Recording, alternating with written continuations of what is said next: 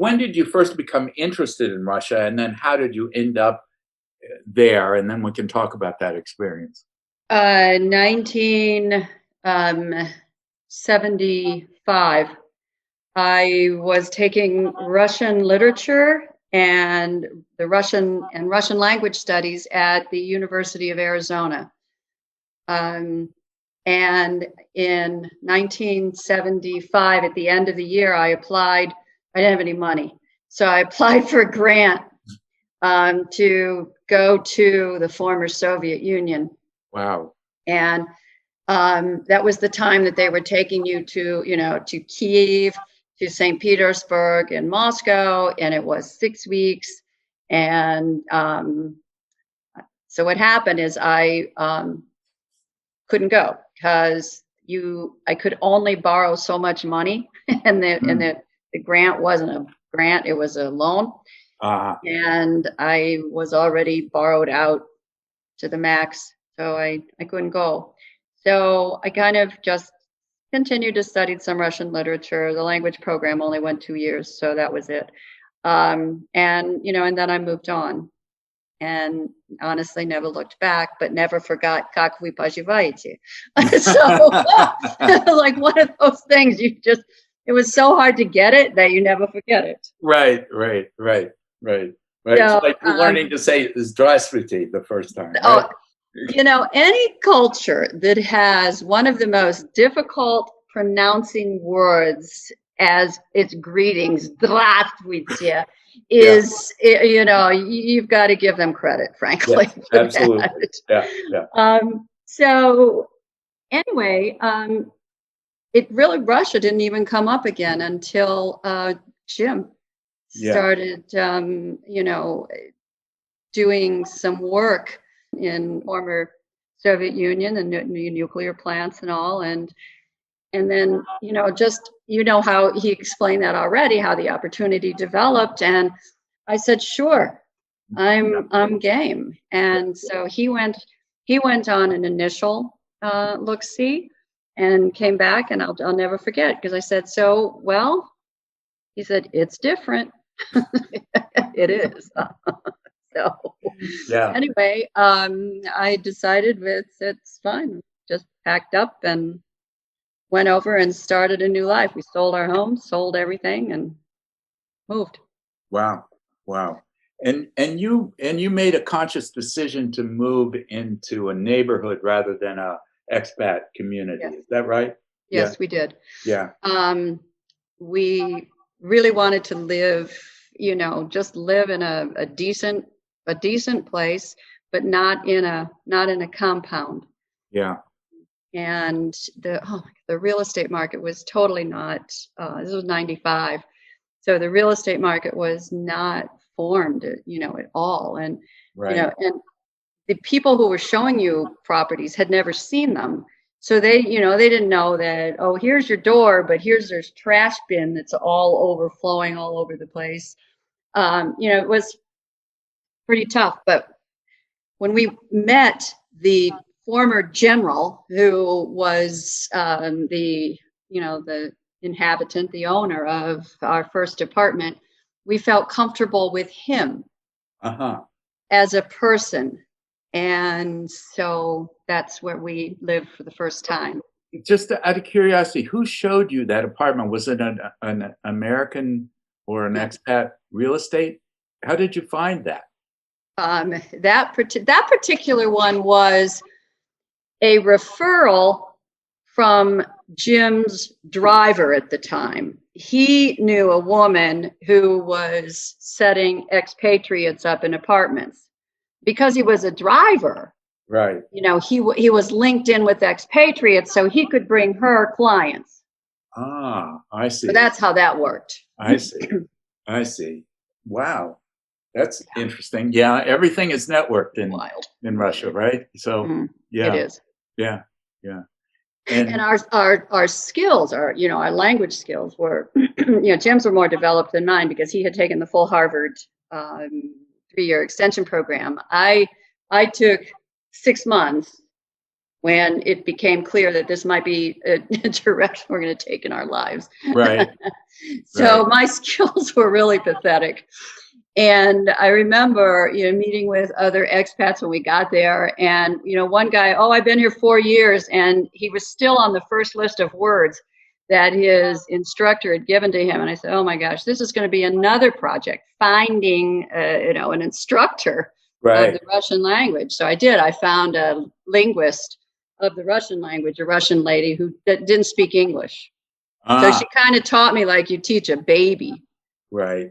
At the stall, Yep, it yep, was yep, good.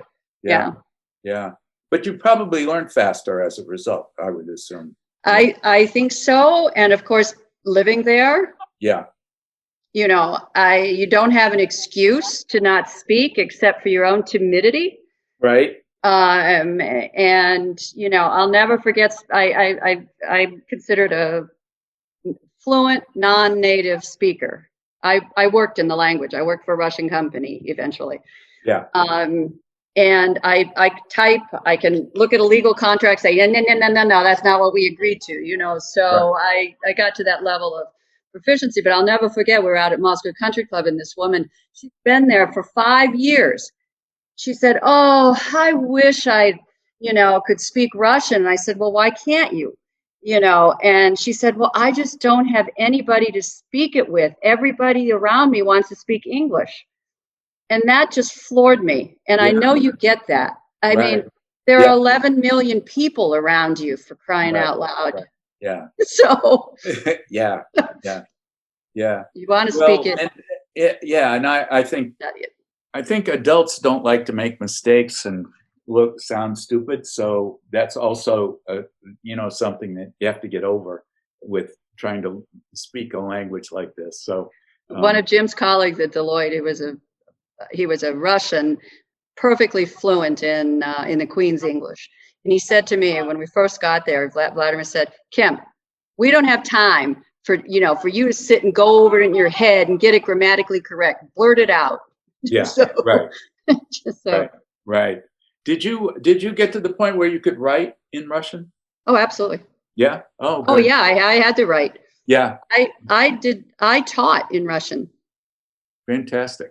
There was an entrepreneur, Greg Thane. I don't know if you met Greg. Mm-mm. I worked with Greg briefly. He had the franchise for a program developed at INSEAD called Store Wars, and it's a simulation, but it's not just all simulated. There's a lot of live negotiation to give retailers and manufacturers an idea of how it is to work with each other. Uh-huh. And so I became a certified trainer, and I became certified to teach it in English and to teach it in Russian. So yeah, I did. And Fantastic. it was interesting, Dan. It was required for anybody going into management, for all the major cigarette companies, the beer companies, and wait, I'm not sure the soda people were there. They attended, but I don't think it was mandatory. It was mandatory for Philip Morris, for Baltic beer. Yeah. Yeah, Both of it them. Yeah. was. Yeah, yeah. And so They all um, smoked. well, so let's go back to the beginning. So you arrived, and at that point, you didn't have a job. You were looking for work. Is that right? I didn't have a job, and I wasn't looking for work yet. I wanted to study. I wanted to get a little bit of a command of the Right. language. Right. So So you used the time to study Russian. yes, I did. To find a Russian teacher and to Yeah, get yes. reasonably proficient. Well, I wanted to be at least competent, so that if I could see like a building, I mean, I knew, okay, it's a bakery, Right. that's Yeah. a bar, Right. just to Right. get from, a little more grasp of the Cyrillic alphabet, the language itself, to start just talking. And I studied. Jim was working really long days. So I studied at least 6 hours a day by myself. with Wow. my, my Russian teacher would give me grammar books. Right. And I mean, I would study and I would go out and, be amongst people and get the rhythms of of their speech in my head, even though Yeah. I couldn't understand what they were saying. Yeah. Yeah. Yeah. And, and just start to speak. Uh-huh. Uh-huh. And then in January of 96, I started working. And I had met through the United States Foreign Commercial Service. I had met, have you interviewed Vladimir Grabovsky? No. Okay. Okay. Every time I talk to someone, I get good suggestions of other people I should talk to. So yeah, well, Grabovsky's one of them. I know he's a member at Hazeltine in Minnesota. I think he's a good friend of Tom Lehman, the golfer. Okay. Uh-huh. He was a very early on entrepreneur. And he had a number of USAID grants. Okay. He had a meat processing factory. Wow. Just outside the outskirts of Moscow. Okay. And when I met Vladimir, I think he's of Ukrainian descent, but he's American. Okay. He was looking to set up production of pasteurized orange juice. In the former Soviet Union, there was no pasteurized juice. There were juice drinks, but there really wasn't orange juice unless you managed to get your hand on the oranges or the mandarins and kind of squeeze it. So he hired me, and we had a grant from USAID to buy Florida Valencia orange juice concentrate. Wow. So he hired me to run this thing to get it. Can I ask you a question? Yeah. When you say you had a grant from USAID to buy, you got like finance to start the building, the business from USAID? Yes. Okay. You could use the grant money to buy the juice in this case. I don't know how he got going with the meat plant. That was prior to my coming on board. Okay. I shared an office with the meat plant guys. Right. And we shared some staff. So there was a receptionist we shared, but then I got my own assistant. Now, Grabovsky, for the orange juice project, had a partner, and that was Schwann's Frozen Food. Okay. Yeah. Okay. Yeah. So they financed, getting the business going. I see. Okay. And of course, the idea was that we would get this pasteurized juice, going all over the country. In the meantime, in a parallel universe, a company called Wimbledon developed a sterilized juice. Now, of course, a sterilized juice has no enzymes. It's dead. That's why it can sit on the shelf for a year or more. Nothing's going to grow in this environment, in the environment it's in, okay? Right. However, sterilized juice still has vitamins, and it was still better than a powdered juice drink. Right. And they were able to use standard distribution, meaning non-refrigerated trucks. And so they were able to produce at their plant and then distribute it everywhere the same way that you would distribute ketchup or, or canned soup or something. We were going the other way. So our product was not dead. It was, there were enzymes in it. But as a result, it needs to be held at a refrigerated temperature, and the infrastructure for refrigerated distribution was marginal.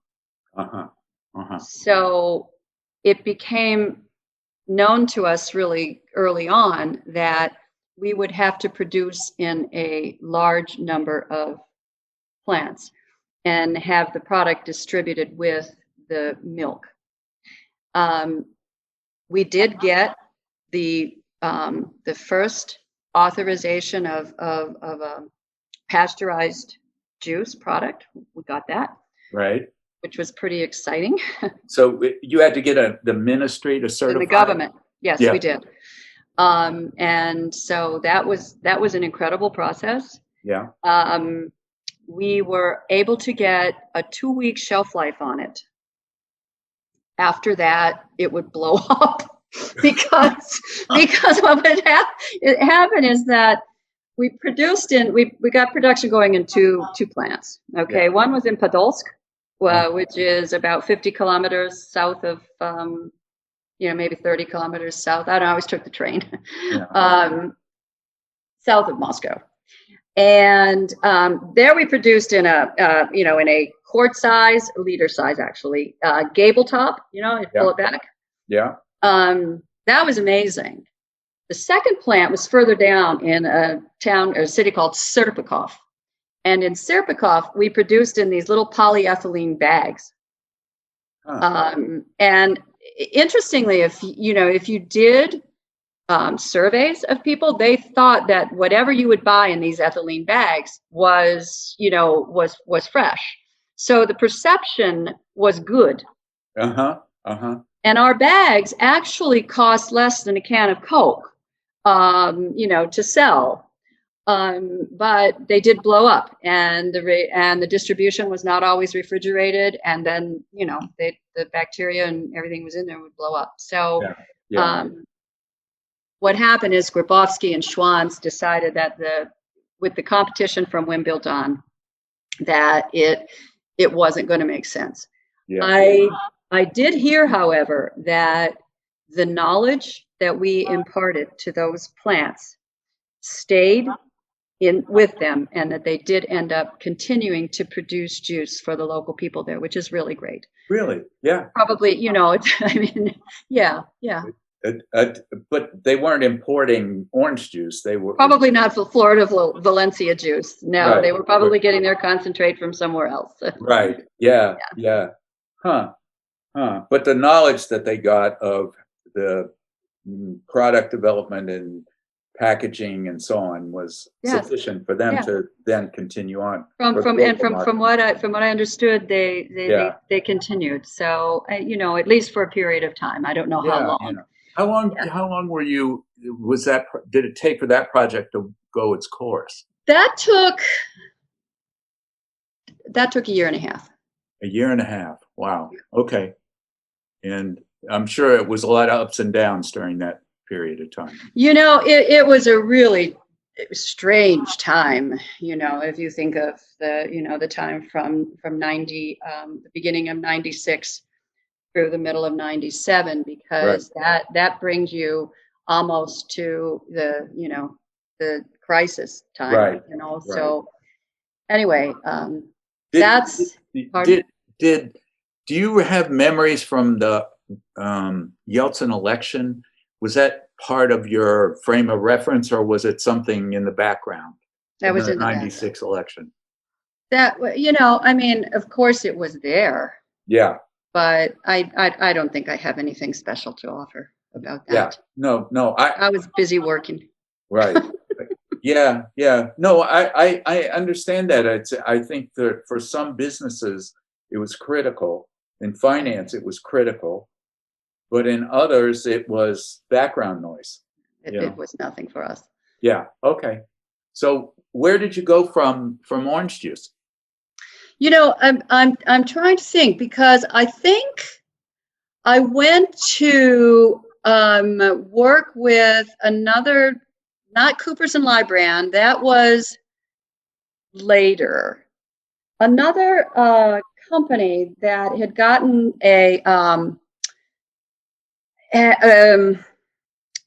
a grant to help a pharmaceutical factory in Nizhny Novgorod get its ISO 9000 certification so that it could export its pharmaceuticals into Europe.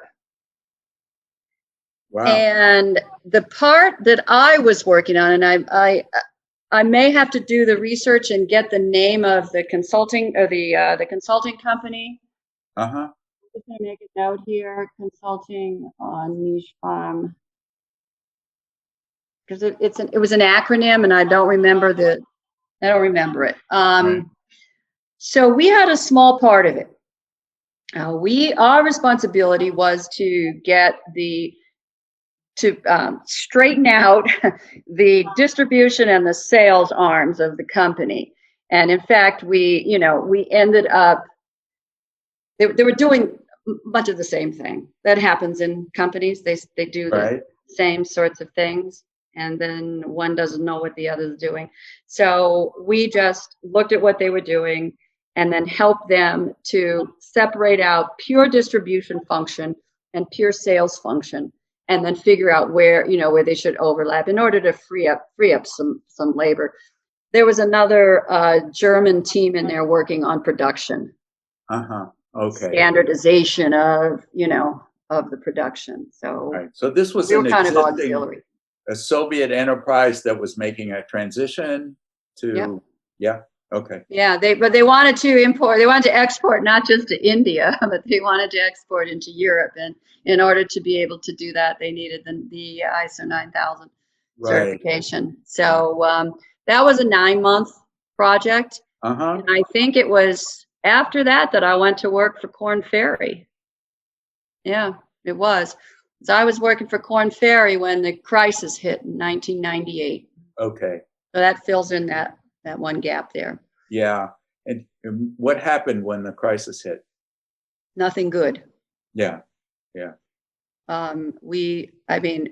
was just nothing for us to do. We just lost all of our client base. I mean, I don't know the number, Dan, but I mean, apparently like 2/3 of expats left. Yeah, I was going to ask you that. Do you have any rough idea how many expats there were in 1998? Total expats? No, I don't. In Moscow, was what see, I have a memory of reading the Moscow Times around that time saying that there were 250,000. But then other people, when I've asked the same question, have said maybe there were 10,000, maybe there were 15,000.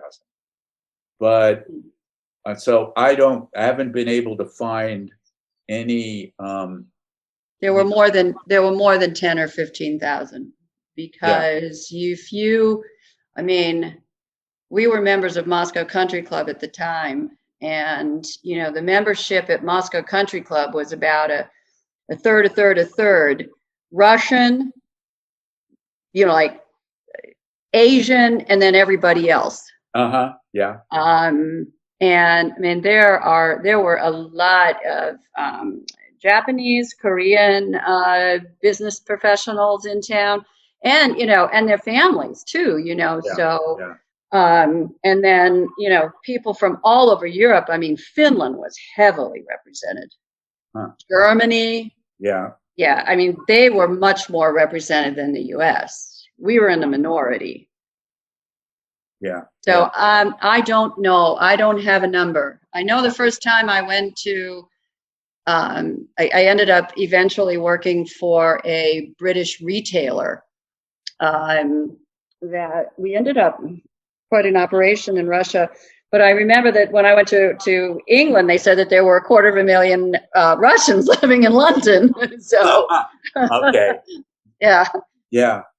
Well, it's possible that some of these numbers, I mean, that I'm not remembering correctly, but I do know that there was a huge exodus at 98. Some people just don't like to embrace change, and they're not moving there in their 20s. They're moving there when they're already, maybe a little more successful. They've got something behind them, and it can be difficult. I just I just didn't need to hear people, complain, well, I can't find Asabuco. Well, then go home. I mean, really. Yeah, yeah, yeah, We yeah. just embraced it. Jim and I just embraced. Right, right. That's the impression that I got from Language Jim helps. as well. And you know, but you also had one foot in that expat community. So you were part of the people who embraced it, but also part of the people who didn't. Yes. And it's harder for me to interview the people who didn't. Um, Either they weren't successful, or they didn't want to stay there, or it's just much harder to They locate. probably didn't make the same kinds of contributions. In order to really, in order to make any sort of an impact, you yourself have to be impacted. Right, right, So, right. So could you, tell me a little more about the women's organizations? Because a lot of the story, as I get it, is from men, and the experience of women in Russia in that period is, I'm sure, quite different than many of the single young men who came there. So, very different. yeah, yeah. So were the women's organizations like for social support and social life, or sort of what were those organizations? What was the purpose of them, and what did they serve? So there were primarily two that I would have any association with at all, and that was the International Women's Organization, and Uh-huh. that apparently was founded by the wives of diplomats, and it was a way for them to all get together, and then it expanded and to include other women. Although I do understand that you had to be the wife of a diplomat in order to be the president of that organization. Okay. But it was huge. There were hundreds and hundreds of members of that organization. And they would put on cultural events. And I didn't attend those as much. Yeah. I was working. Yeah. Yeah. They had a fashion show. They had fashion shows. They had, trying to remember, honestly, Daniel, I wasn't very active in that organization. Yeah. Okay. So I just have, but there's a lot of online about that organization. Okay. So Yeah. if you wanted to learn more about that I one, can follow that up. Yeah. Yeah. you could. Yeah. The one though that I did attend, and I did it because even though I was working, I'm Yeah. still an American woman. Yeah. And so you put yourself out there, and I'd be working out at a dairy plant in Podolsk, trying to set up orange juice, walking in, and the guys who are cleaning the tank at the top have their feet dangling in the tank. Like, oh my gosh, no. So anyway, I just needed that camaraderie. And in the early days, the American women just met in each other's homes. Yeah. Yeah. Twice a month. And we had coffee and pastries, and whoever was hosting it would put out the coffee and the pastries, and I hosted it. And it was really, really nice. And you just kind of got together. Yeah. That was basically it. Yeah. So, and I wasn't on the board or anything like that. Yeah. I would just meet up with the ladies. Yeah. Yeah. Okay. So I know that they had, other activities, like fundraising things, and, I guess things that I couldn't attend, but, Yeah. but then it grew, and, being in people's homes no longer, was feasible. So we started going to the Hard Rock Cafe Mhm. on Old Arbot. And so you would you'd walk in there. Well, it's actually no, it's Tverskaya. Sorry, it's Tver. You'd go in there and you'd walk in. And you didn't even have to ask where the ladies was. There's a certain sound to a group of American women gathering, and it was on the second floor. And and now they often had at these events a speaker, which was and that was really nice. I was a speaker once. I gave a presentation on my ornament collection. Oh, cool. Yeah. So, that would always be something interesting at these meetings once they got to the Hard Rock, because then you had a screen and, you had a sound system. And so that organization evolved as well. So I really loved that. And that's where you really got to know people. Then then some of the American businessmen were marrying Russian women. And so then the Russian women would come to the American Women's Organization. So it became, or if you want to call it diversified, you could call it diversified. Yeah. Interesting. And how long did that organization exist? Do you know? Oh, it was going when I got there in '95. Yeah. And it was still going it's still going when we left. Yeah. Okay. I don't think it'll go anywhere. Yeah. As long as you have Americans there, you will have American business people there. Right. Some of them will be American women and will want to get together with other American women. Right. Yeah. And so any other, I was really taken by your guys with the feet dangling in the tank. Do you have other things that you remember that just, from that period that were just unusual? That's a good question. Maybe something will come to me right at this moment. That the feet dangling was something. Well, I mean, you were coming from a different culture, a different business culture, a different outlook. You're plopped in the middle of something where people have no idea what your outlook is. No. It must have been like a difficult, and miscommunication of what each other meant, even. Well, also too at that time, I mean, I had hired somebody to work with me, and he supposedly could speak a little bit of English. He was known to the director of Grabowski's meat plant. Right. So in the beginning, his name was Kirill. Kirill would speak English, or excuse me, Kirill would speak English, and I would speak Russian. That way you're at least hearing what the other person is saying in your own language. I mean, his English was terrible. My Russian was terrible. But at least I got the idea of what he was trying to put forth. Right. It evolved, and by the time we finished the project, we were speaking Russian. Okay. So, so anyway, that was that. But something did come to mind about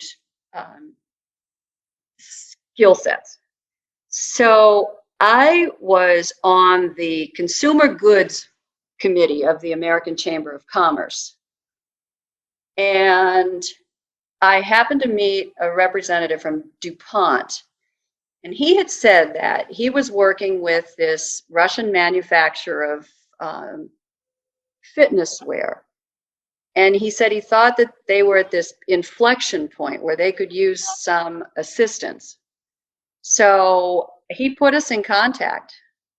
So after Corn Ferry, I contacted this company called Solo, SOLO. And indeed, they were making some fitness wear and some swimwear. And they had no idea where they were going. So they asked me to come in and take a look at look at their organization. They had a factory north of Moscow. They had started off just making stuff at home and bringing them in those great big bags down to sell them at the open markets on the weekends. But then they thought they might have something a little special. And there was a growth in fitness awareness and in health. Vladimir Putin, sort of brought that. He's, he doesn't drink, he doesn't smoke. He's a, judo and, so, right. Yep. And so, that kind of starts to grow. So I went there and I basically said that if you want to put a brand name on any of these products, you're going to have to make them more consistently because they were a mess. You'd have black and blue pant front and back sewn together. You'd have things put on inside out. You'd have blue thread on black pants. Quality control was done either after like somebody bought it and then returned it, because they did have a small limited network. Right. And so, we first, I said, that's kind of what you need to do. Well, it ended up that I ended up going to work for them. Okay. I worked for them for 4 years. Wow. This is real serious. Yeah. I became a vice president of the company. Wow. And that's where I worked for 4 years. For 4 years. Yes. First trying to get a handle on production. Yeah. And then when you start to work in production, then you realize, well, people do what they get paid for. So it's logical that the pants should get turned inside out at this stage, but this person's just passing them on to this stage because she wants to do more, get more pieces and more piece count, get paid more. And then, it was hard to figure out what's going on. There were bags of everything. Well, the place was a mess. Yeah. Trash bags laying there with bags of unfinished goods. And so over the course of this, and then like when you got to get thread to put on the sewing machines, it was every which way. They didn't know what they had. Sometimes they didn't have I guess we can't make that now. I got to order some more thread. So this was not a Soviet enterprise making a transition. This was a new enterprise. This was, you can say it's Soviet in that they started making the swimwear during Soviet times. Okay. Yeah. Okay. Yeah. And so they used clothes that nobody else wanted, and then they turned them into swimwear, and and then for children, and then they started making a little money, and they wanted to get some new fabrics, and that's how they came into contact with DuPont. I see. Because of the Lycra products that do, the fabrics that are made with DuPont's Lycra. Okay, so they were aware somewhat of the materials and somewhat what they were doing, but somebody had to be. I mean, this disorganized production was bankrolled somehow. It was the husband and the wife who just kept pouring everything they had back into the business. I see. Okay. And so when I had several projects at Coopers and Lybrand. In fact, the first year that I was working with the swimwear manufacturer, I was doing it on a part-time basis because I was still working some projects with Coopers and Lybrand. We had a project with Unilever. Then there was one with a factory that makes candy. So I was still doing those because I could speak Russian. I needed to finish those two projects. So during my time at Cooper's, Dan, I learned a new way of thinking about operations and how things get done. I mean, I was an operations gal. That's the way I think. Right. And everything you can, even marketing, you can draw it back to how it gets done, So the way that we were looking at things is, here you're going to do something. What are the inputs? What are the controls? What are the supports? And what's the output? And where's the output going? And I got the management at this swimwear company, Solo, to start thinking like that. Mm-hmm. It transformed their business. It allowed them to transform their own business. I don't go in and say, you know, this is what you need to do, now do it. Right. I got to know that they understand. I'm pointing out things through a process to show them that this output's garbage. If this output's garbage, it's going to be an input or a control on another step, and that's going to be garbage too. So I got to tell you, they were so excited. They said, we don't want you to come back for a month. I come back.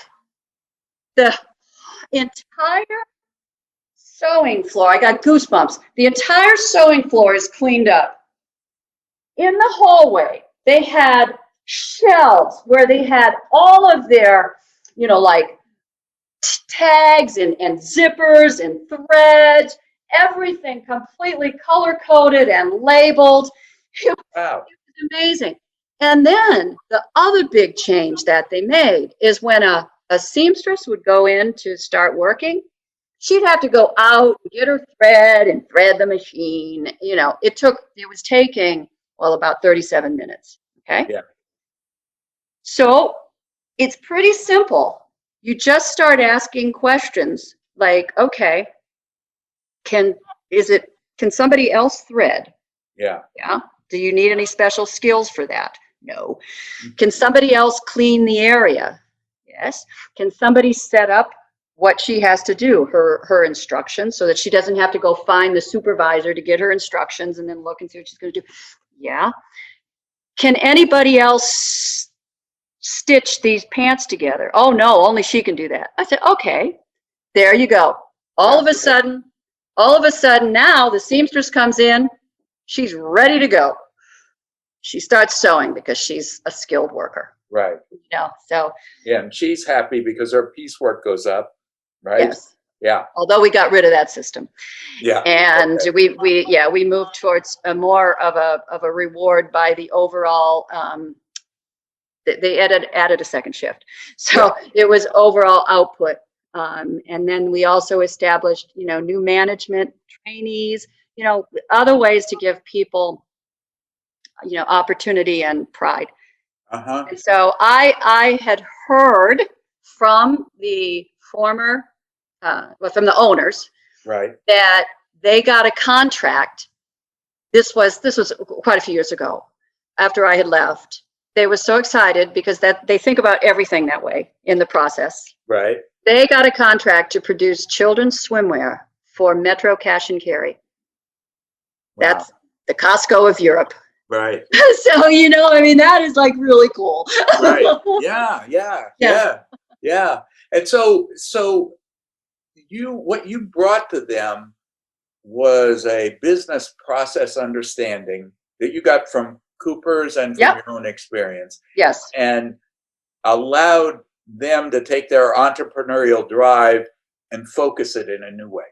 Absolutely. And I got a work permit. They got a work permit for me because they said, we have convinced that, you know, whatever it is, ministry of whatever it is, right, that you are the only person that has the skill that we need. And I got a work permit. Wow. Yeah. Yeah. And I was really happy about that. So the significance of that is you were being paid by a Russian organization. If you were working for Cooper's and Lybrand, you didn't need a work permit because you were paid by foreigners? Yeah, I did not need a work permit at Cooper's and Lybrand. Yeah, because it was a foreign company. Yes, but to go to work for a Russian company, I needed a work permit. This is interesting to me because I'm, you know, trying to look at what is the long-term impact and of having had so many foreigners there.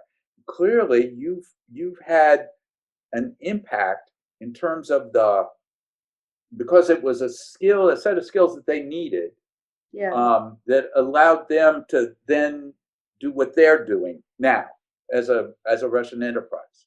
I mean, I think your question is really good, and it goes deep into what all of us may not have thought that we might have been doing. Yeah. But we did have something that the Russians did not have, and that is business experience. Right. Right. And so by imparting that, I can speak for myself in the way that, that I did.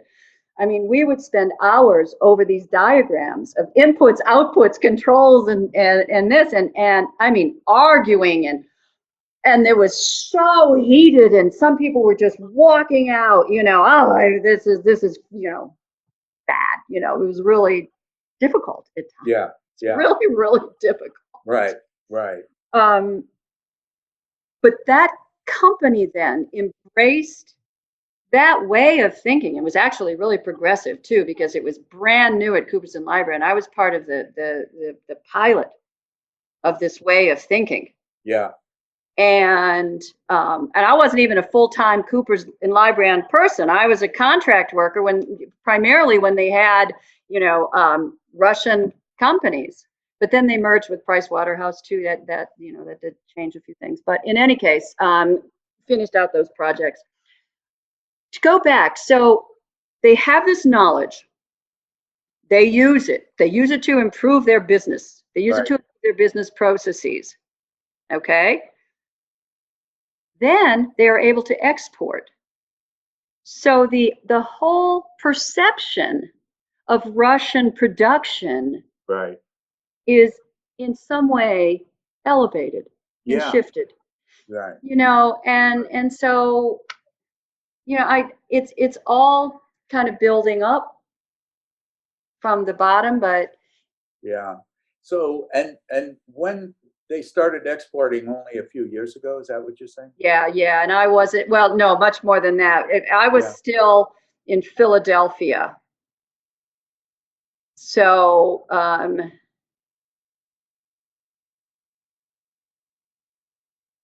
I think maybe 2010. Date-wise, I don't know. All right. But it goes against the stereotype that Russia doesn't have any consumer goods to export. Exactly. Right. Okay. And this was a Soviet era factory that this couple got control of through privatization? No, they built the business themselves by sewing in their own home. Oh, okay. All right. And so they got to the factory stage and they were way beyond their capabilities at that point. That's exactly what it is. Yeah. Okay. They were beyond their capabilities to know, like, okay, you get the production in order, like, who are we producing for, So then it got, we, over the course of those 4 years, we identified our, our consumers, who we want to be to, to whom. Yeah. We did probably one of the most interesting projects that I did with Solo is we hired one of these, it was like focus group companies, to help us identify what people want in a swimsuit or in their fitness wear. And we came up with two types of women. Those women that like to show off themselves, right? And those women who like to more show about more who they are from their core.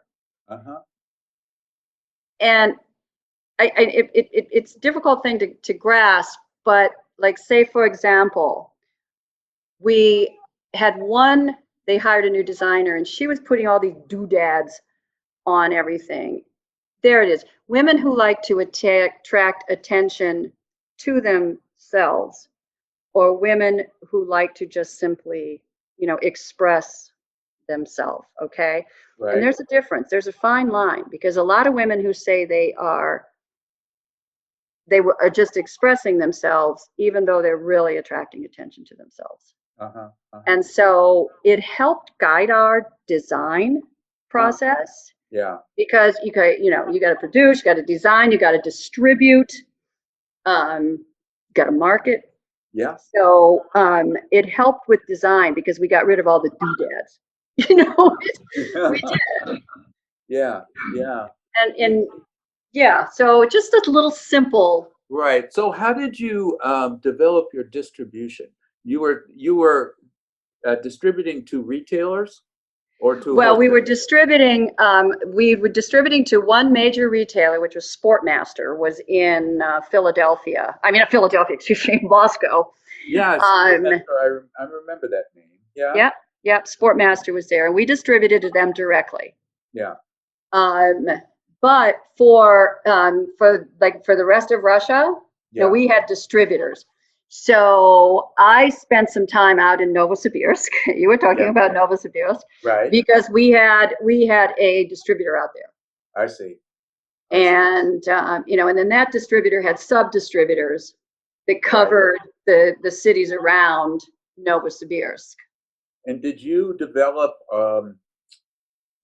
the same way the culture of and processes for being a distributor? We did not have a chance to do that. Yeah. No, Okay. we did not. Yeah. So, you can only do so much. Yeah. We couldn't spend the amount of time with the distributor. We just determined the terms Yeah. and then worked out what would be the objectives and the Okay. goals. Well, Yeah. I know that in some spheres of business, small businesses were at the mercy of bigger customers who would sometimes take advantage of them, either in delaying payment or refusing payment, or generally pushing the financing costs off onto their smaller supplier because they could. Did you have that kind of a problem at all? I mean, with No. Sportmaster or anybody? No, no. Okay.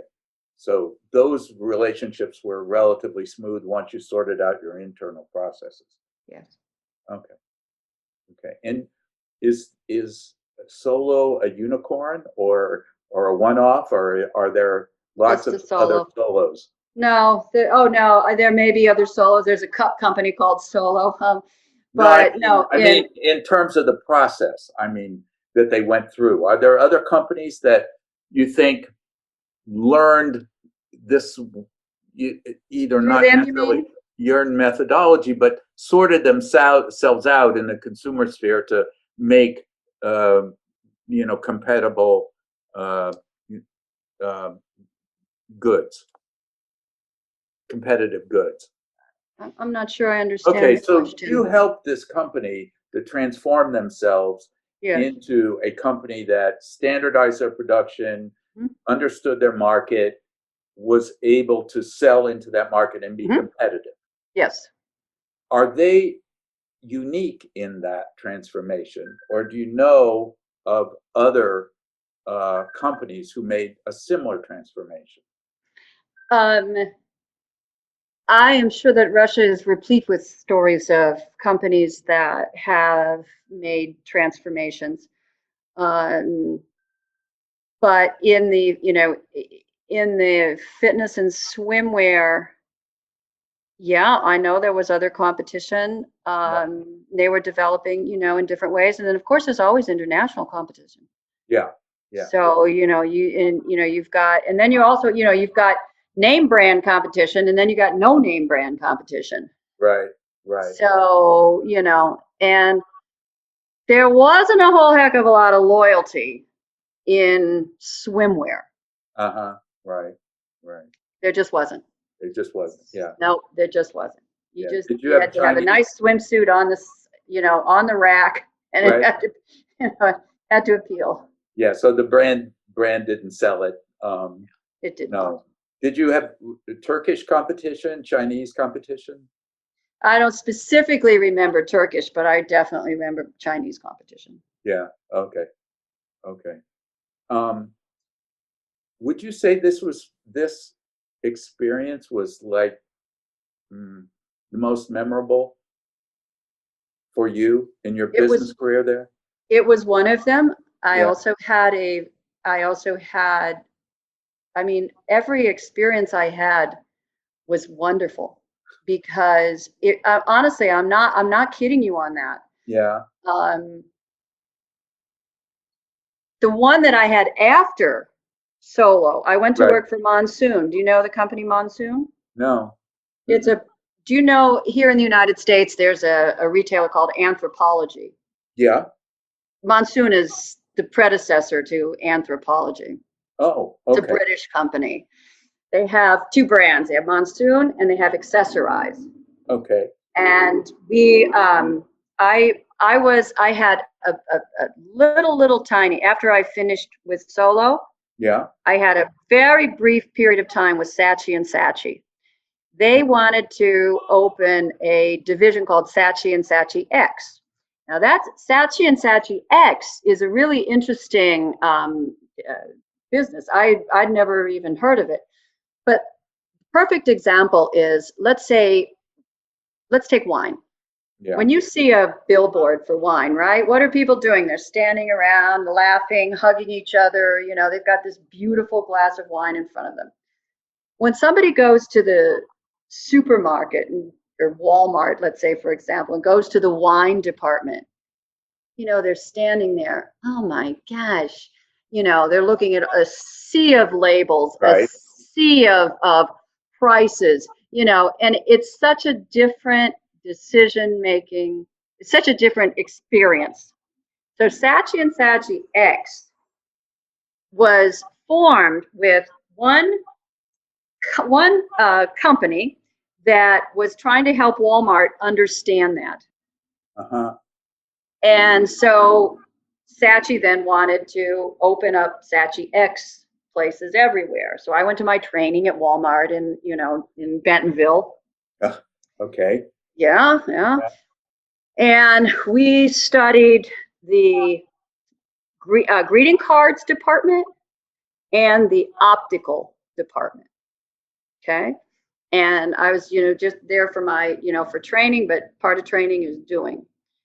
People were saying they're buying a greeting card, they're trying to think of a loved one, maybe a happy situation, maybe not. And you got these bright lights shining overhead and the racks, are steel or, like white aluminum. And it's just not a good way to do it. And so you study, and you do focus groups on how people are feeling when they're buying these certain items. And Walmart has completely redone the way that greeting cards are stocked. Wow. Shelves are lower, there's some wood, the lights are less bright. Same thing with the optical department. They had them organized by price. Here are the $10 frames, the $15 frames. Well, nobody wants to be seen over at the $10 frames. Right. So, and also you don't want just some slouch sitting there at the desk. So the results of that study, people there should have white coats on. There should be lots of mirrors around, tables, which should look like an optical place where you sit down and try things on. And you organize everything. You can have price, but it's got to be within style. So you have your style category, you have your contemporary, you have your classical, then you can have price in there. That's okay. So those are the sorts of things. So I was briefly with Saatchi X. Most of my time was in training. It was really great. And then I got a client. So I got this client, Monsoon. Right. And I worked with them for just a couple of months. They wanted me to put a marketing plan together. She had 23 stores total. I don't know. When I left, we had 79 stores. So It was really amazing. So this is Moscow centered? This is Moscow only. Well, no, Russia.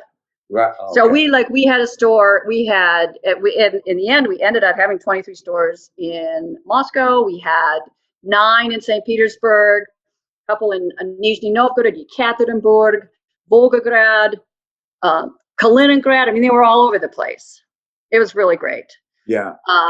So anyway, then the director, who's a Russian gal, she just said, it's going to be much easier if you just come to work. For me. Right. So I did. And so I went to work there, and I worked there for 4 years. And then we left Russia.